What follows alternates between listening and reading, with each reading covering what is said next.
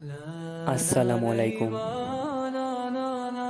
ইসলামের একটি পবিত্র মাস মহরম। আল্লাহ তাআলা বলেন, নিশ্চয়ই আল্লাহর নিকট মাসের সংখ্যা 12টি, তার মধ্যে 4টি সম্মানিত মাস। মহরম সেই 4টি মাসের একটি।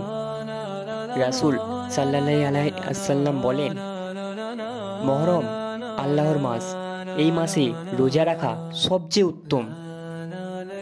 মহরম শুধু পবিত্রতার মাস নয়, এই মাসের কারবালার ময়দানে শহীদ হন হুসাইন রাদিয়াল্লাহু আনহু, নবীজির প্রাণপ্রিয় নাতি।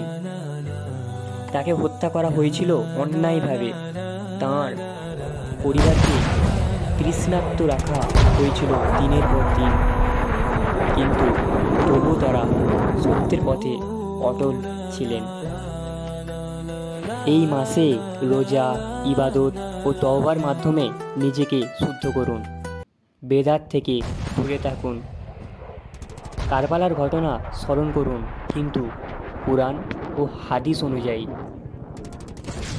মহরম আমাদের শিক্ষা দেয়, সত্যের জন্য জীবনও ত্যাগ করা যায়।